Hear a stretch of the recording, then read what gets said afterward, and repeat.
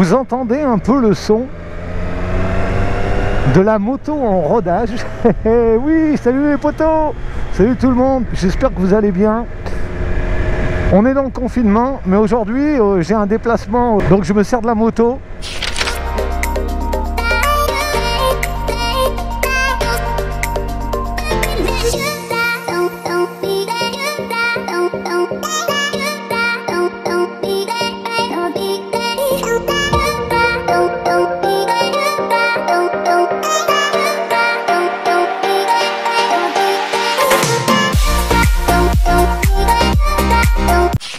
Et j'en profite aussi de filmer ces premières images. J'ai fait quand même 274 km avec. Aujourd'hui il y a des rayons de soleil, donc j'ai dit ben, je vais repartir avec la moto et pas avec la voiture. Et tu vois, toujours équipé. Alors déjà je vais faire une vidéo, je vais vous expliquer dans cette vidéo qu'est-ce qu'il va y avoir dans cette vidéo. Donc déjà vous faire voir la moto avec les options que j'ai pris dessus, hein, je vais m'arrêter dans un moment et je vous la montrerai dans un premier temps. Salut poteau. Je ferai aussi une vidéo sur mon nouvel équipement, parce que comme je vous l'avais dit, je change de moto mais change d'équipement aussi. Il faut ce qu'il faut. Quand on a un peu d'expérience, ben, on a plus de recul aussi sur l'équipement. Voilà, et puis ben, j'ai mis un peu le prix dans mon équipement. J'avais vraiment envie de changer. Il y a des poteaux qui roulent. Donc dans cette vidéo, je parlerai pas de l'équipement aujourd'hui, je ferai une vidéo parce qu'en plus si le confinement il continue, ça va être dur de faire des essais. Donc voilà, vous aurez un de ces dimanches une vidéo sur mon équipement. Donc on va revenir à cette Street RS. Alors bon, bien sûr, je vous en ai tous parlé, déjà ça faisait un petit moment, vous saviez très bien que j'allais changer de moto. En plus j'ai mis une vidéo là où on voit partir mon petit Z, donc vous imaginez bien que Ruber il n'allait pas se retrouver sans moto et qu'il allait en racheter une. Et c'est vrai que je m'étais posé la question de me dire ben non, moi je ne vais pas prendre la RS parce que il y a la R qui a l'air plutôt sympa.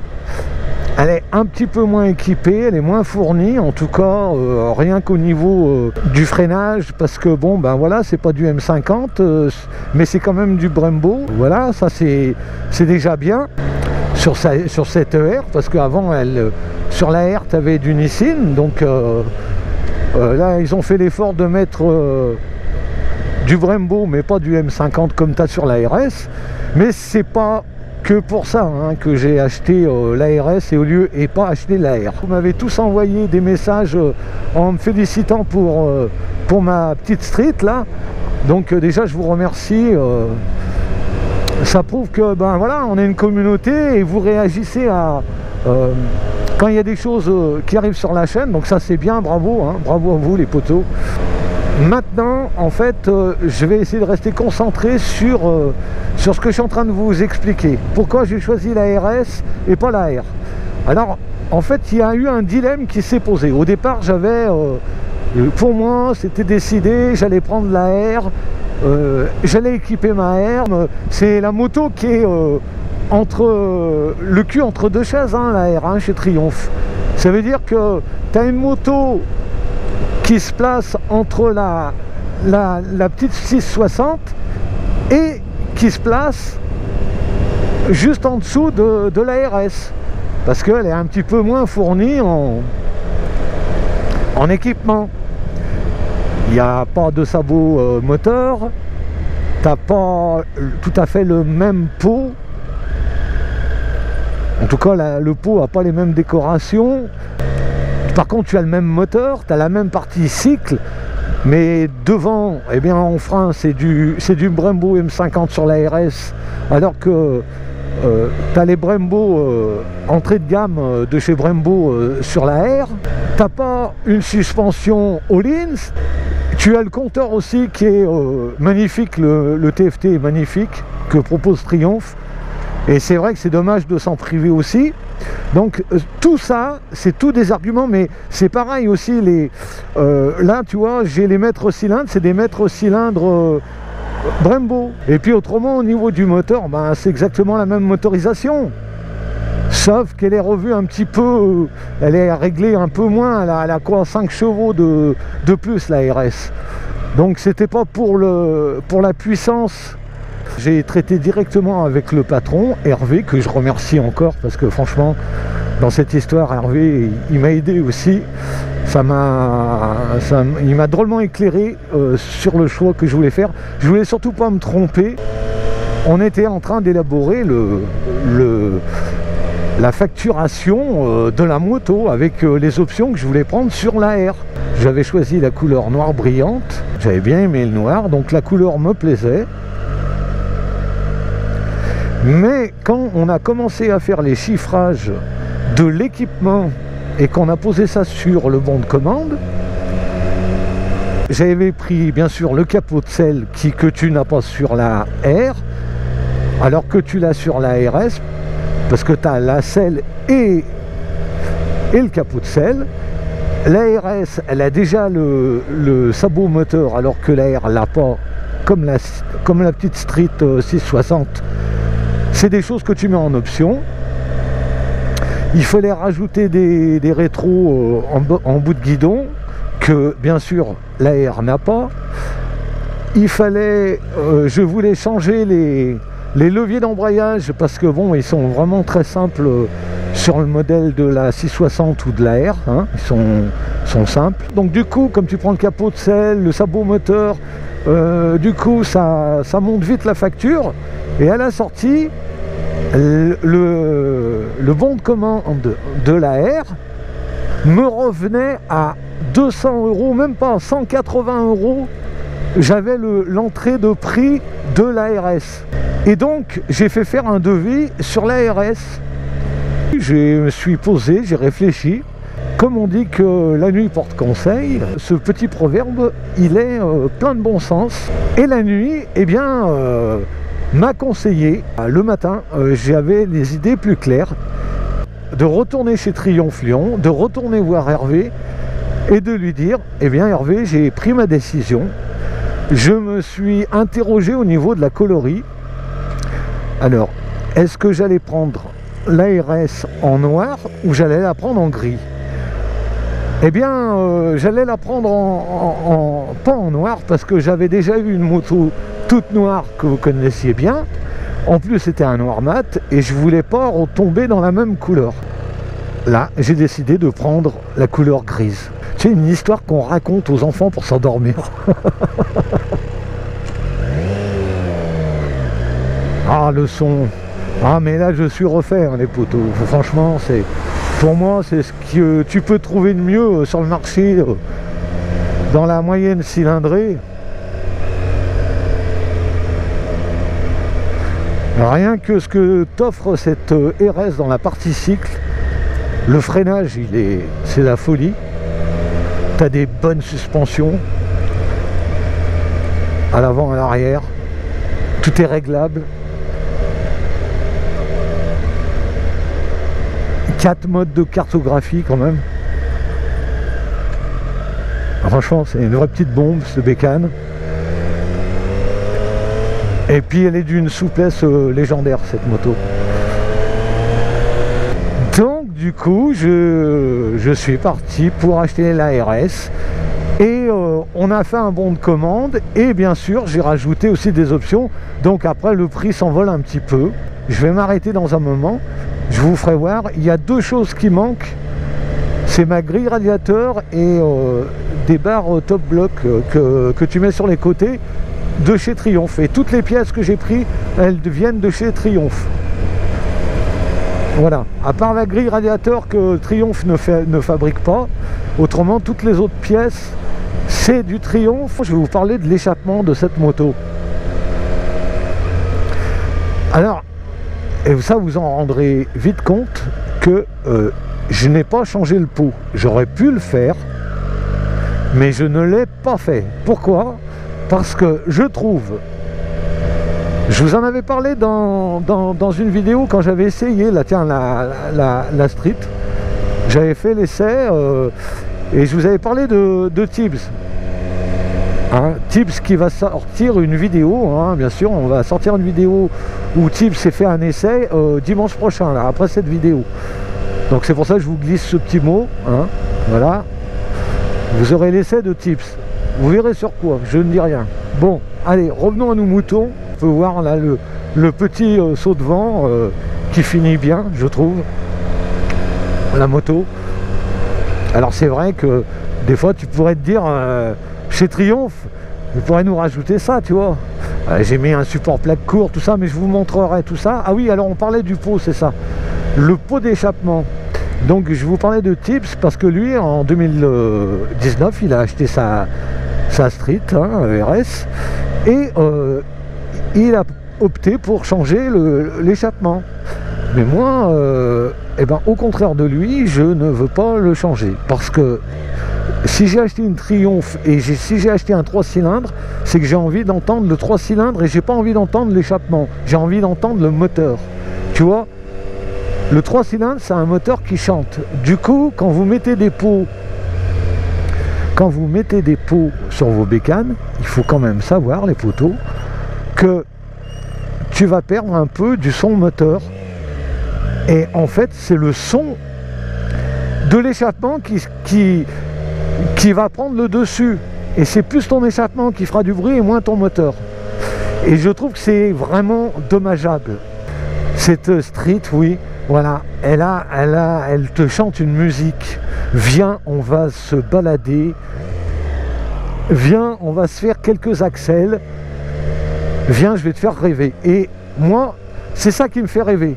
C'est d'avoir une moto avec un pot d'origine, mais un son fabuleux. Ce qui n'existe pas trop dans toutes les autres marques, à part chez Triumph. Tu prends une Tiger, tu prends un Tiger 800. Alors la 900, elle est un peu moins... Elle a perdu un petit peu de son cachet, hein, j'avais fait une vidéo là-dessus. Là, franchement, là, tu as le son de Triumph, avec cette...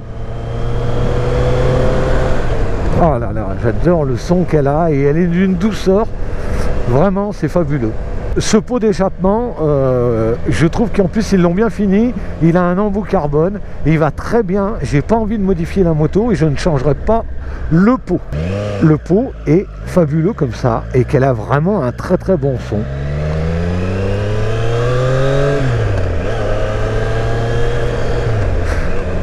Donc voilà, pour ce qui est du pot, pourquoi je ne le change pas.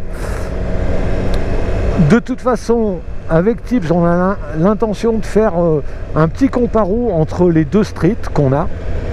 Lui avec un pot, un SC Project, et moi avec le pot d'origine. Alors ça sera pas une vidéo de performance, les moteurs se valent d'une année à l'autre.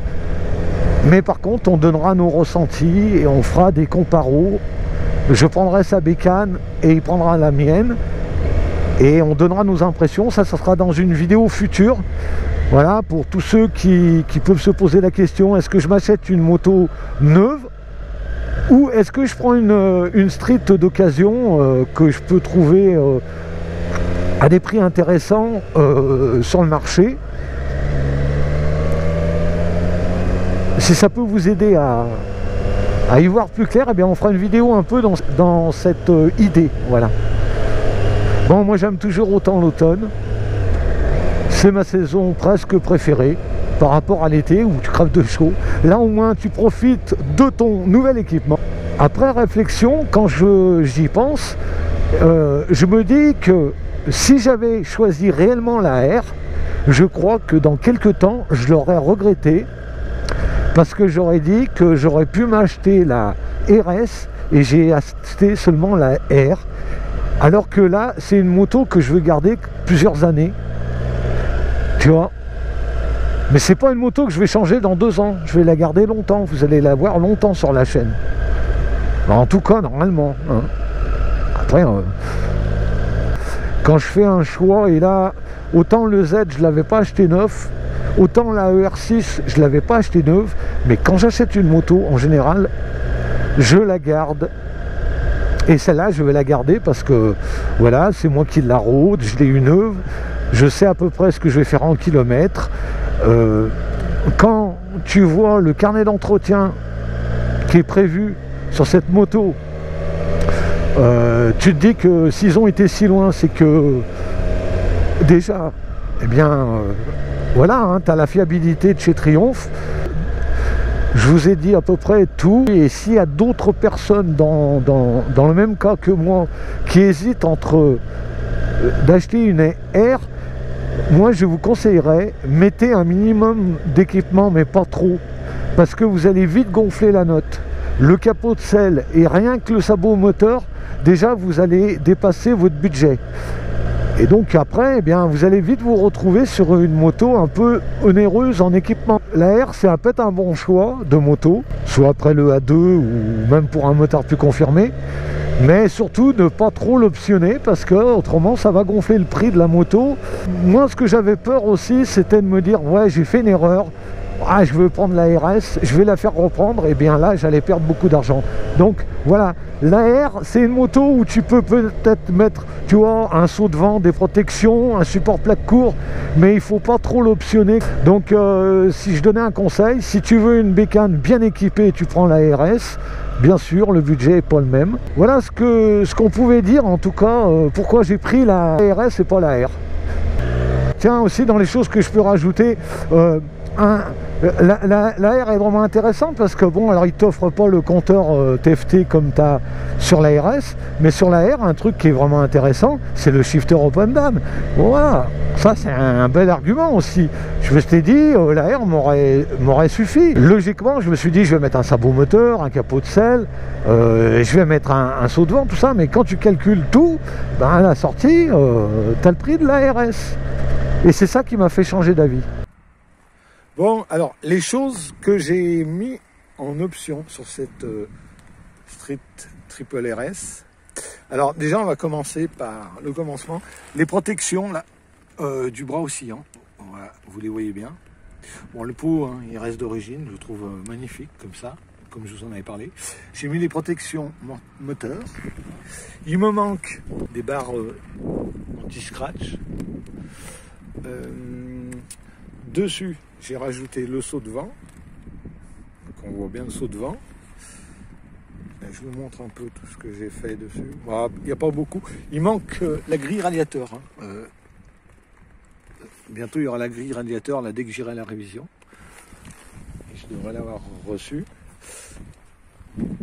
Alors, dans les autres choses que j'ai mis, voilà. On voit la deuxième protection moteur. Ah oui, le chargeur USB plutôt. Voilà, et je l'ai caché ici, je voulais pas un truc sur le guidon. On voit bien là.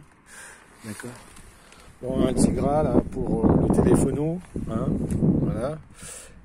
Protection réservoir, j'ai mis. Et le support plaque court. Et les diabolos pour la béquille de stand. En sachant que j'ai acheté une béquille de stand pour l'avant aussi.